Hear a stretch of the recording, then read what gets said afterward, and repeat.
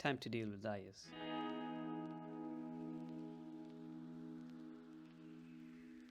Defamation, slander and libel all encompass a deceptively simple area of law.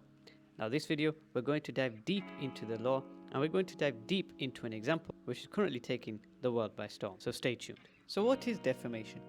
Defamation is a statement that injures a third party's reputation, also known as defamation of someone's character. The tort of defamation includes both libel and slander. Defamation changes per state laws, but there are some accepted standards that make laws similar no matter where you are or who you are suing.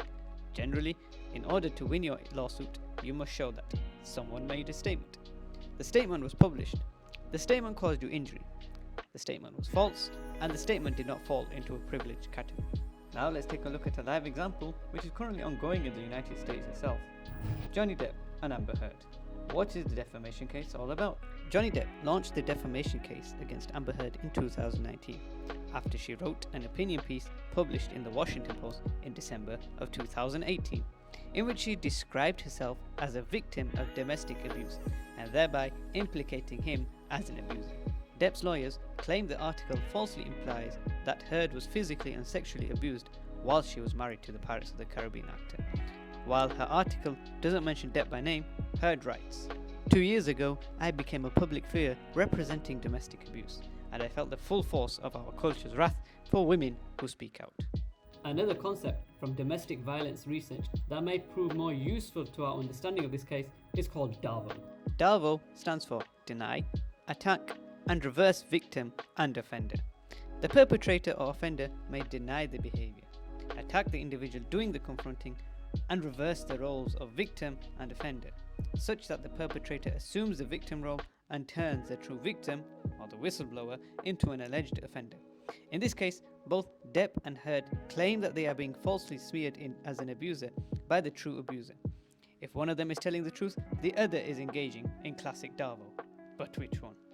That may not be a question that could be answered to the satisfaction of a criminal court beyond a shadow of doubt, but here is what we do know. To read the post, you'd think Heard was on trial for a slew of violent crimes against Depp, not being sued over a newspaper column. US libel laws place the burden of proof on the accuser, not the accused, which means it's on Johnny Depp to prove to the jury that he didn't abuse Amber Heard, and that she deliberately wrote false defamatory statements with a view to tarnish his reputation. Now, Johnny Depp having already lost a case in the UK where the libel laws were more favourable to him, it's hard to see him pulling out a victory in the US. However, public opinion seems to be siding with him more than that of his opponent, and it is a case that is set to be decided by a jury rather than a judge. It truly is a case that can still go either way. With the trial coming to a very quick conclusion later on sometime this week and the jury to deliberate, it's very interesting to see which way this is going to go. But what's your opinion on it? Comment down below. See you next time.